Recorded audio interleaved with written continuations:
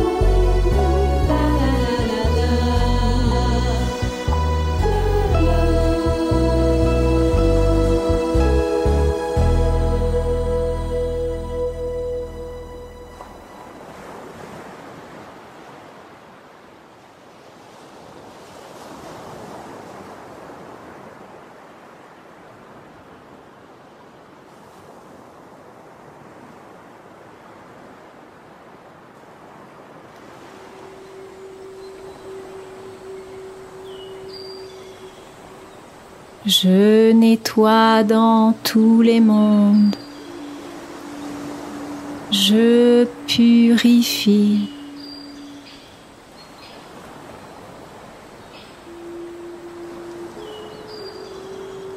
Je nettoie dans tous les mondes.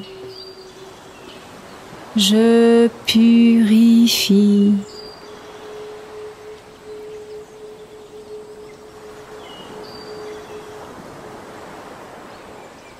Je nettoie dans tous les mondes. Je purifie.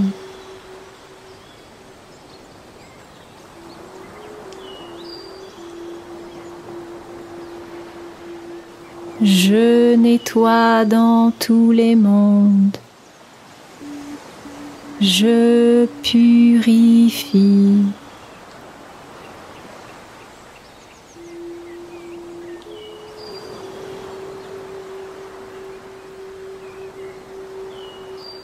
Je me pose. Je suis la gardienne et la protectrice du foyer.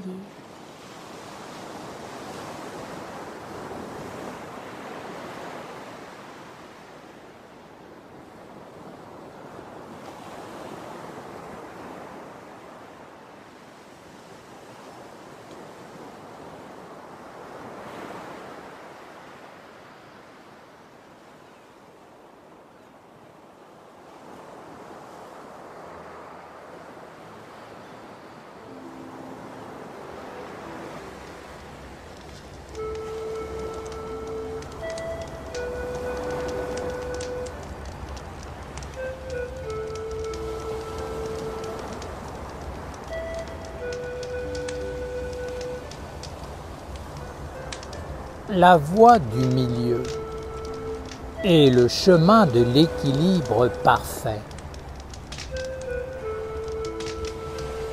La voie du milieu consiste à donner du sens et à tout équilibrer dans la vie de l'homme. La recherche de l'équilibre est une clé essentielle. La difficulté pour l'homme est de se faire attraper par des mondes abstraits, car alors il sort de la voie de l'éveil dans le réel, dans ce qui est, entrant dans des croyances abstraites qui le conduisent vers la perte du sens et de l'équilibre. Quand le monde divin l'arrange, il y croit, mais lorsque cela ne va pas dans le sens qu'il souhaite, il ignore la lumière et fait comme si elle n'existait pas. Prenez l'exemple d'un homme qui est habité par certains désirs, souhaitant vivre d'une certaine manière et faisant tout pour réussir sa vie terrestre, matérielle. Pour cela, il utilise tous les moyens à sa disposition. La douceur, la violence, le raisonnement, la philosophie.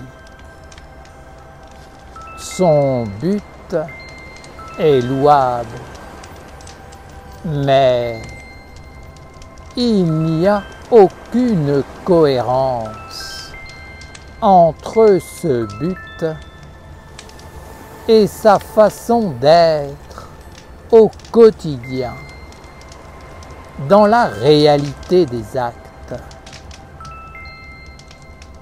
Il veut que sa famille soit soudée, mais lui-même n'accueille pas ses propres parents, ses frères et sœurs, et ne cultive pas de relations harmonieuses avec eux.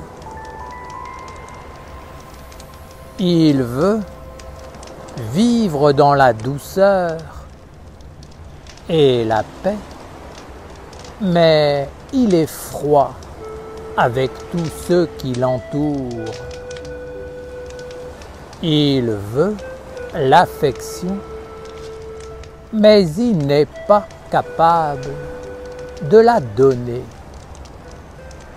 Il veut manger pour ne pas souffrir de la faim, mais il fait n'importe quoi avec la nourriture, la gaspillant et ne respectant pas les valeurs, les vertus des fruits et légumes qui se donnent à lui. Il veut la richesse, mais ne partage rien, n'est pas généreux de ce qu'il a et ne pense pas aux autres. Que pensez-vous qu'un tel homme récoltera au final? Il poursuit des buts, mais il n'est pas éveillé dans le réel, complètement pris par des abstractions, engendrant un déséquilibre et l'éloignant du réel. Pensez-vous réellement que ce sont les dieux ou l'entourage d'un tel homme qui engendre cette situation? Non. L'homme cherche à vivre une plénitude, mais il ne sait pas comment faire pour ouvrir les portes de son être et de sa vie intérieure. Alors, il attend que tout lui vienne de l'extérieur, car même ce qu'il porte en lui, dans son fort intérieur, il n'envisage pas de le vivre indépendamment de la vie du monde extérieur. Il pense que les portes de son être intérieur ne s'ouvriront que lorsque la vie extérieure le comblera. Il pense que c'est à cette condition qu'il pourra accueillir ce qui lui sera donné et qu'alors seulement il pourra révéler qui il est et montrer ce qu'il porte au plus profond de lui. Telle est la faiblesse de l'homme. Il pense que si le monde extérieur répond à son besoin, il sera équilibré dans ce qu'il porte en lui et pourra partager avec le monde des hommes toutes les vertus qui sont cachées en lui. Mais je vous dis que l'homme vraiment puissant est celui qui n'est pas soumis aux conditions extérieures, mais qui, par la force de sa vie intérieure, éclairé par l'esprit, est capable d'organiser la vie extérieure pour apporter l'équilibre et la paix. Celui qui vit en fonction des conjonctures extérieures ne peut rien contrôler et vit en esclave. Seul est libre celui qui vit en accord avec ce qu'il porte en lui et qui l'éclaire de l'intérieur, lui montrant la grandeur des anges. Un tel homme ne rencontre plus d'obstacles dans sa vie extérieure. Avant de poser votre regard sur le monde, avant de vous faire une opinion, avant de souhaiter et d'éveiller la force du désir, apprenez à diriger votre regard vers l'intérieur. Observez-vous. Soyez à vous-même vos propres témoins. Faites apparaître le subtil en vous et autour de vous. Analysez, regardez ce qui est juste et qui vous permet de trouver l'équilibre. Ce que tu veux voir apparaître à l'extérieur, non seulement tu dois déjà la voir à l'intérieur de toi, mais cela doit être illuminé par le grand esprit qui te parle et t'éclaire de l'intérieur. Si tu n'es pas illuminé de l'intérieur, tout ce que tu cherches à l'extérieur sera déséquilibre et donc souffrance, abstraction, fumée, illusion.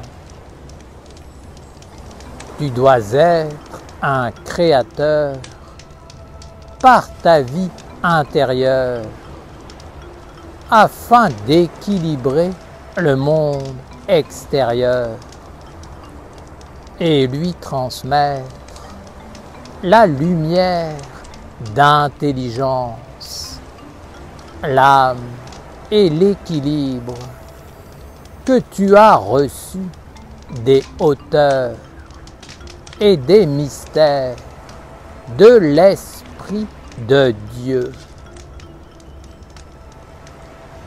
Les dieux, les archanges et les anges vivent dans l'Esprit de Dieu.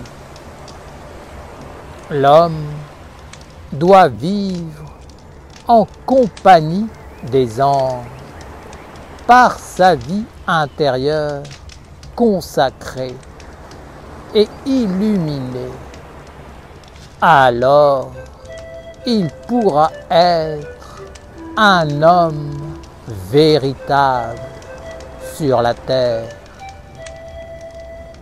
un Essénien, un compagnon des anges, apportant la guérison, la consolation, la libération pour tous ceux qui se tiennent dans les ténèbres extérieures. Ce que tu veux obtenir dans la vie extérieure,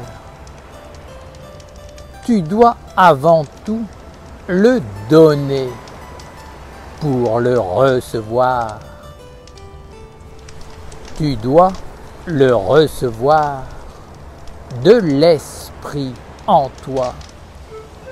Puis, tu dois le donner comme une semence au monde extérieur, qui sera comme une terre multipliant ce que tu lui as confié. Si tu n'as pas de vie intérieure, si tu n'as pas d'alliance avec le monde de l'intelligence divine éternelle, tu ne pourras donner que l'abstraction, la fumée et le néant qui engendre le déséquilibre des mondes. L'homme ne doit pas se laisser envahir sans aucun discernement, sans intelligence, sans sensibilité, par des désirs qui viennent de l'extérieur. Il doit préserver la conscience, la pureté, la beauté de sa vie intérieure et des mondes qui viennent l'habiter. Ce qui est imparfait ne doit pas entrer dans la vie intérieure, car là se trouve la puissance créatrice.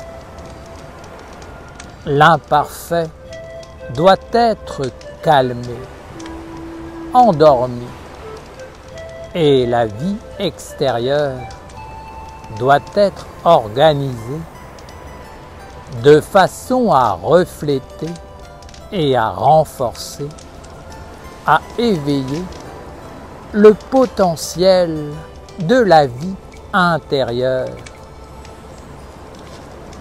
Ainsi, ce qui est positif, ce qui est en accord avec les trois mondes de l'esprit divin, de la vie intérieure et de la vie extérieure, se trouve renforcé et peut résister aux influences qui véhiculent les imperfections et qui canalisent leur énergie pour fermer les portes de ces trois mondes. Si les trois mondes de l'esprit divin, de la vie intérieure et de la vie extérieure ne sont pas éveillés et alignés, l'homme ne peut pas faire autrement que de se faire attraper par le monde sombre qui conduit tout dans l'abstraction, la perte de sens et le déséquilibre permanent. Alors, il devient pauvre, faible, comme un mendiant de la vie, espérant recevoir de l'extérieur ce qui pourra enfin l'équilibrer et le stabiliser. Mais il ne comprend pas que cet équilibre et cette stabilité qu'il recherche sont en lui et seulement en lui. C'est pourquoi l'homme doit renforcer sa vie intérieure, son être profond, au lieu de concentrer son énergie sur ce qui n'est pas et qu'il veut absolument, car c'est cela qui le détourne du but véritable. Mon commandement est: ouvre la porte à la lumière.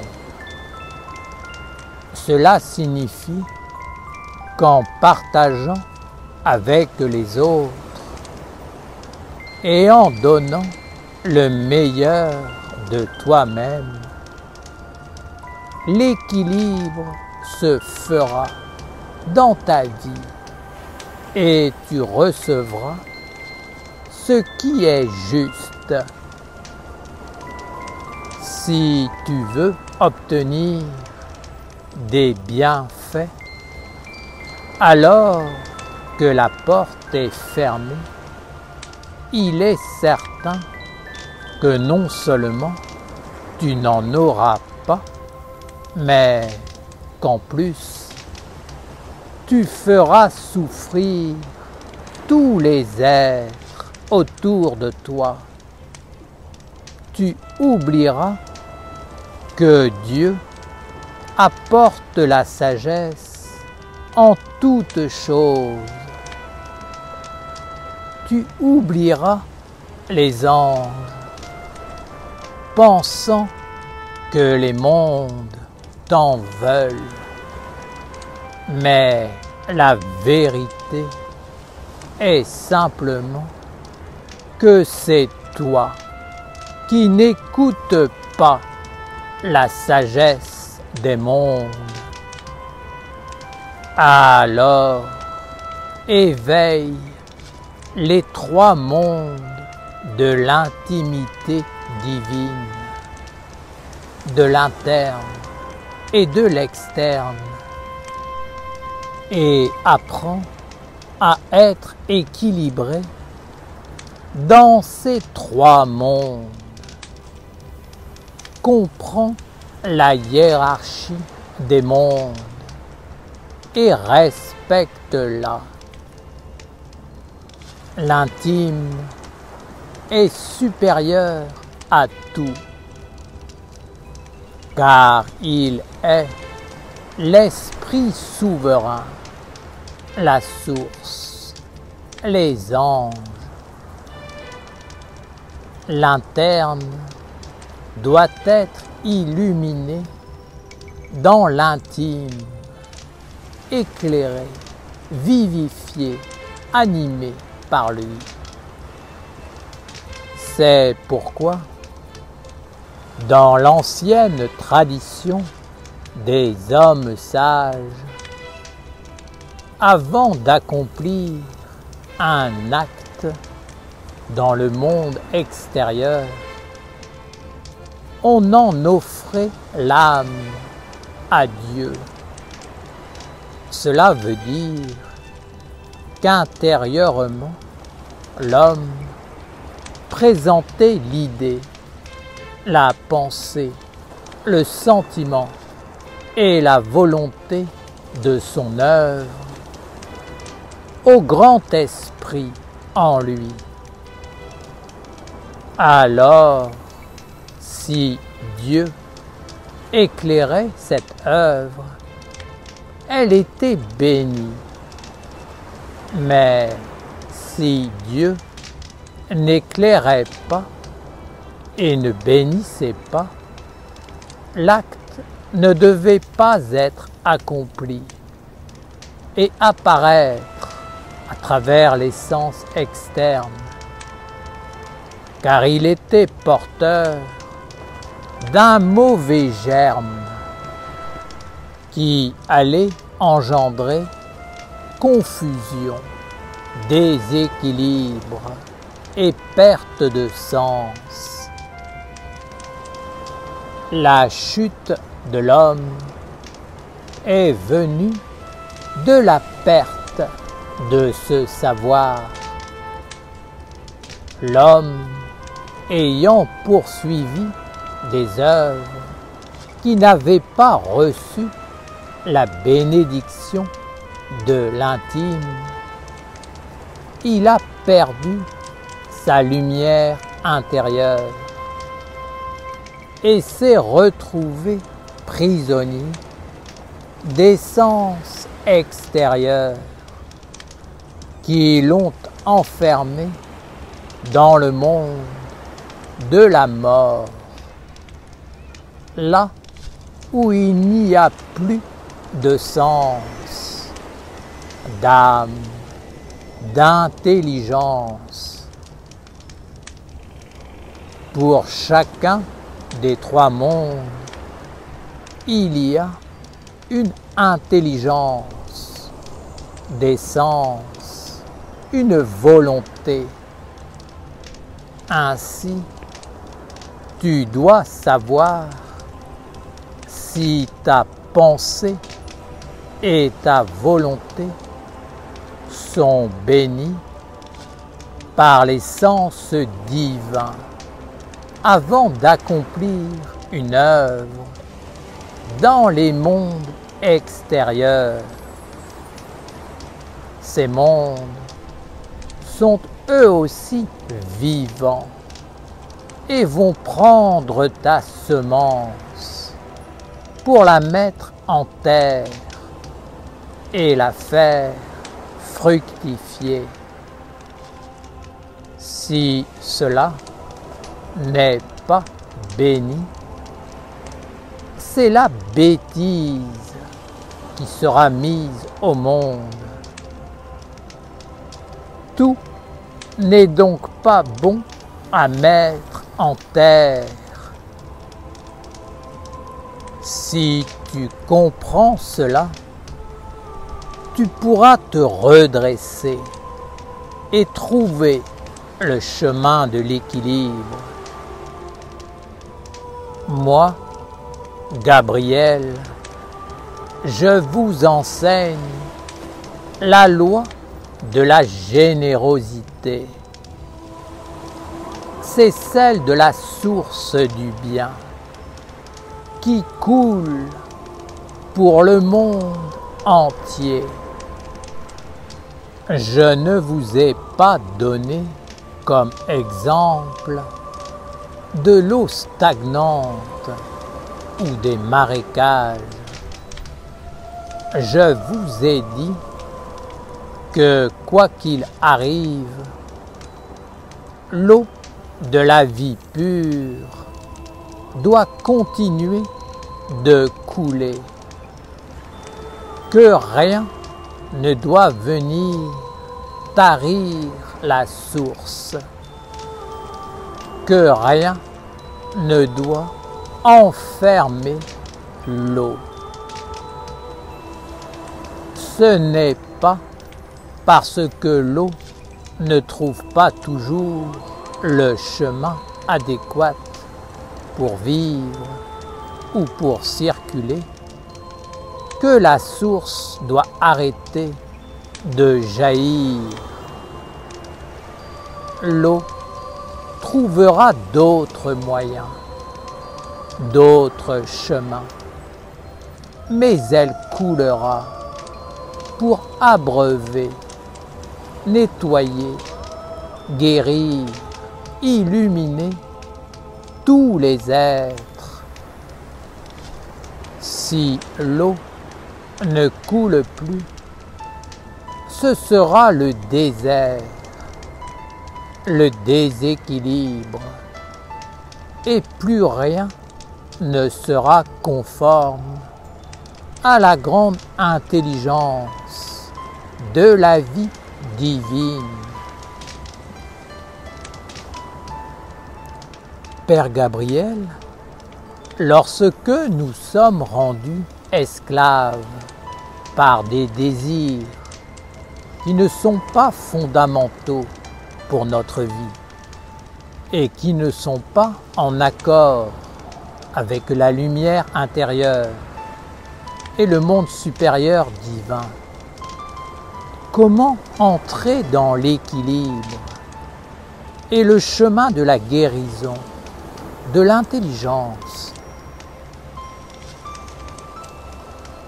Si l'homme est dans un tel état, cela veut dire que les portes entre les trois mondes ont été fermées parce qu'il n'a plus honoré la religion dans sa vie et qu'il ne marche plus avec les anges, ayant délaissé son âme et sa vie intérieure.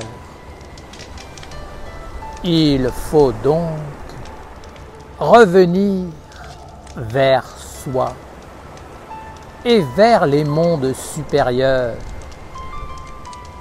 Il faut rouvrir les portes et rétablir la communication, l'alliance, de façon à ce que l'homme ne soit plus un être isolé.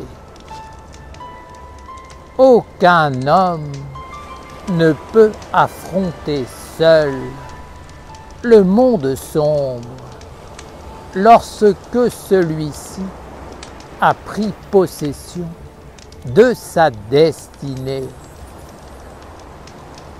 Pour se libérer, l'homme doit d'abord ouvrir sa conscience, puis entrer dans un partage avec les autres.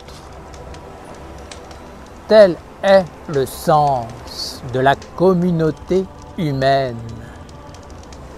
de la Sainte Assemblée, mais aussi de la communion avec les anges et l'intelligence supérieure, Dieu le Saint-Esprit. Surtout, ne vous isolez pas et ne vous braquez pas sur la forme que peut prendre l'aide que vous voulez recevoir. Bien souvent, l'homme imagine ce dont il a besoin et veut le recevoir absolument comme lui a décidé que cela devait être. Il peut même se révolter et rejeter cette aide juste parce qu'elle ne lui a pas été accordée comme il voulait, alors qu'elle était parfaitement conforme à ce dont il avait justement besoin. En acceptant l'aide comme elle est donnée, l'homme constatera que le manque et le déséquilibre s'éloigneront de lui pour laisser la place à l'harmonie et à la force de la paix.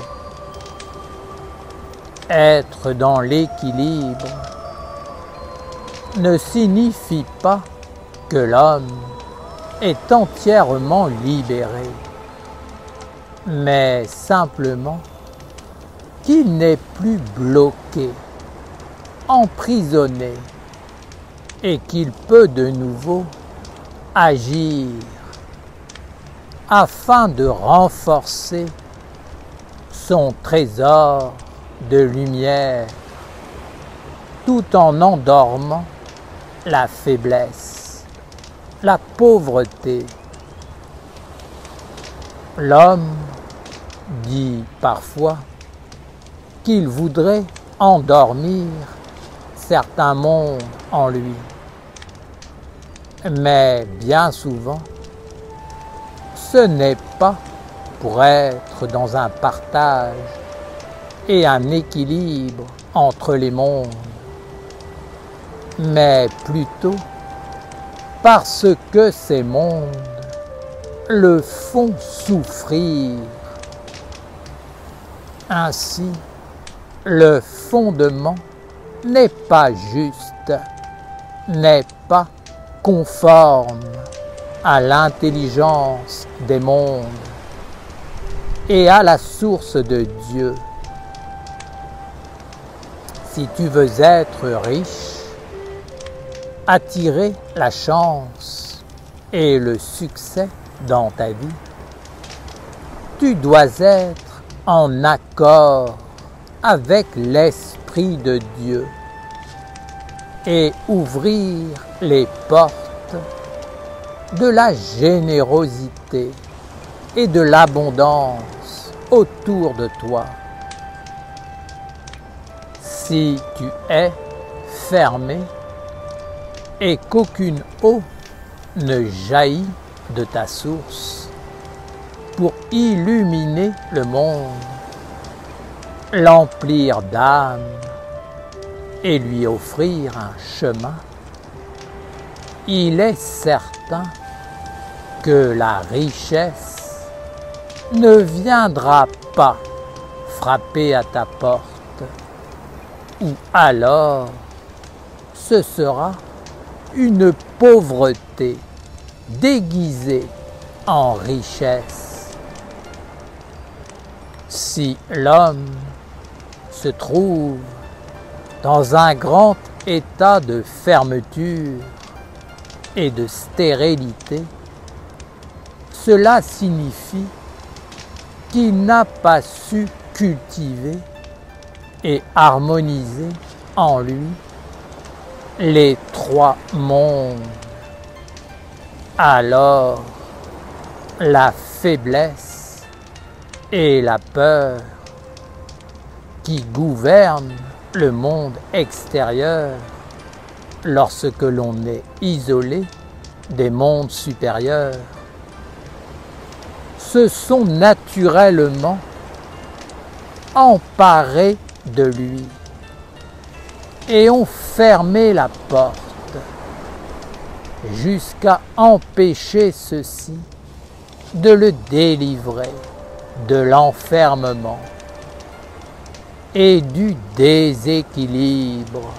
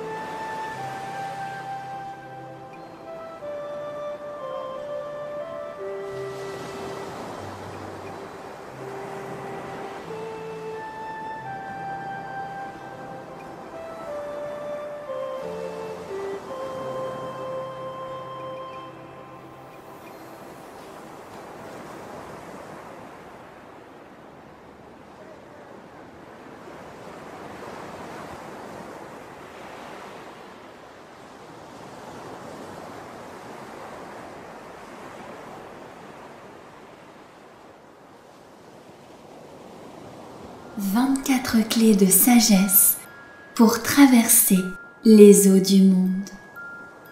Pour vivre sous la grande protection du ciel angélique de l'archange Gabriel, nous devons apprendre à maîtriser les 24 clés de la sagesse qu'on appelle les 24 sages. Ces 24 clés de la sagesse sont 24 états d'être, 24 attitudes à développer en soi afin de pouvoir traverser les eaux du monde sans se faire attraper par le côté sombre. Ces 24 attitudes de sagesse nous permettent d'avoir toujours la bonne réponse face à toutes les situations que nous rencontrons dans notre vie. Cette réponse est toujours celle qui donne la force à la lumière. C'est la réponse qui fait grandir le bien, le bon, le noble, le vrai, le beau. C'est la réponse de notre âme. Ces 24 sages sont donc les clés de la maîtrise de l'océan des influences dans lequel nous baignons. Ces 24 sages nous apprennent à marcher sur l'eau pour ne pas nous laisser envahir ou détourner du but de la lumière. Ces 24 sages sont comme les gardiens du seuil du monde de la lumière. Pour passer la porte du monde divin, il faut maîtriser ces 24 états de sagesse. Il y a 2 gardiens devant chacun des 12 anges du ciel de Gabriel. Ces 2 gardiens sont interreliés et complémentaires. L'un ne va pas sans l'autre. L'un correspond au monde du jour et l'autre au monde de la nuit. Par exemple, si je dis oui à la lumière, c'est que simultanément, je dis non aux ténèbres. Je dois maîtriser les 2 côtés, le côté diurne et le côté nocturne, c'est-à-dire caché, invisible, qui se tient derrière. Sinon, je suis en déséquilibre. C'est pour cette raison que dans la pratique, les mouvements se font toujours soit penchés vers l'avant, soit penchés vers l'arrière. On montre ainsi que si on ne maîtrise qu'un côté, on est en déséquilibre. Nous devons garder à l'esprit que nous sommes comme le fléau de la balance, qui équilibre les 2 plateaux, les 2 aspects de la vie à maîtriser pour traverser les eaux et vivre avec chacun des 12 anges du ciel angélique. Ce chemin des 24 sages commence par l'ange de la sagesse et par la maîtrise des 2 sages, parler et se taire, et il finit par l'ange de l'amour. Ce chemin va te permettre de sortir progressivement du diabolique pour cheminer de plus en plus vers le divin angélique. C'est le chemin de la maîtrise, du oui et du non. Tu dois savoir dire oui et non aux influences qui viennent te visiter. C'est la grande clé de la maîtrise de ta vie.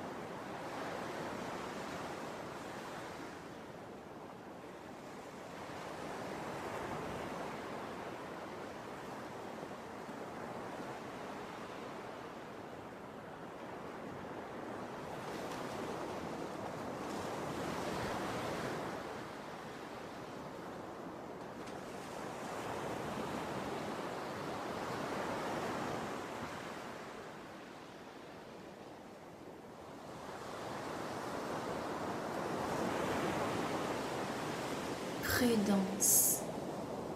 Je suis un élève de la prudence.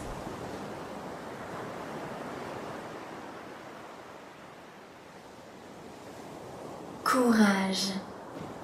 Je suis un élève du courage et de la libre entreprise.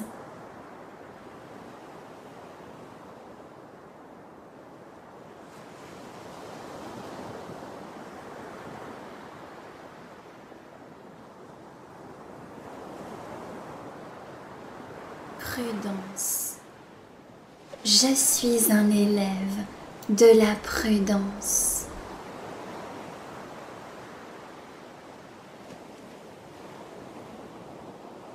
Courage.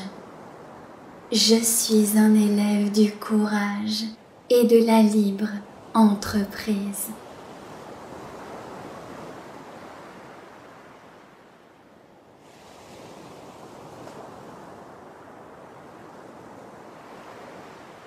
Prudence. Je suis un élève de la prudence.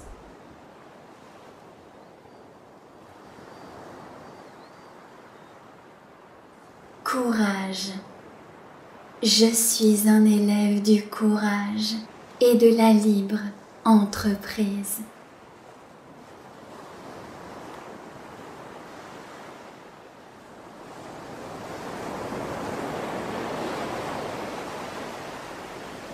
Fondé sur la vérité,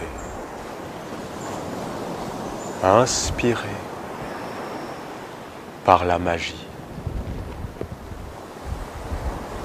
éclairé par la clarté, guidé par l'harmonie.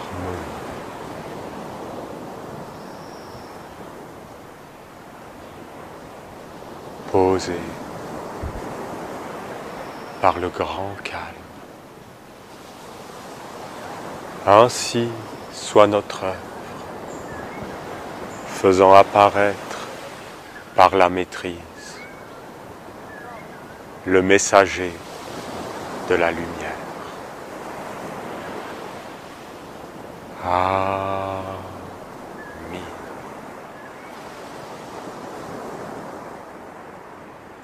Père, que ton nom soit sanctifié, les dieux.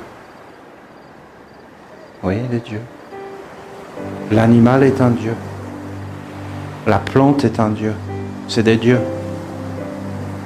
Que ton règne vienne, les archanges, les lois, toutes les lois divines. Les lois. On doit vivre avec la loi de Dieu, qui est inscrite partout, qui est universelle. Ensuite, que ta volonté soit faite, les anges, les messagers, la clarté dans ma pensée, l'amour dans mon cœur, la force dans ma volonté, la justice, la droiture, les anges.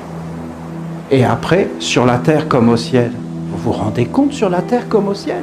Tu te rends compte? Sur la terre comme au ciel, c'est toi. C'est moi. Sur la terre comme au ciel, c'est nous. Et c'est quoi le symbole? C'est un bâton. Tu prends un bâton et les animaux, ils ont peur. Hein. Tu peux commander un lion avec un bâton. Parce que tu as le bâton comme ça. Et nous, nous sommes un bâton. Et dans ce bâton, il y a la totalité. Les pierres, les éléments, les plantes, les animaux. Et tu dois savoir qui tu es.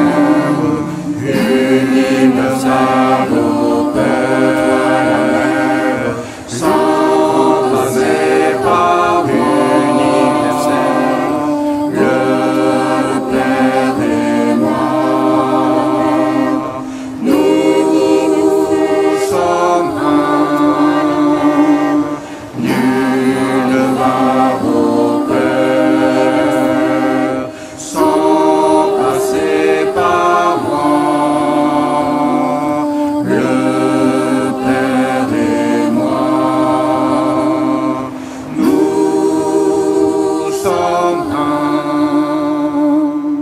Nul ne va au Père sans passer par moi.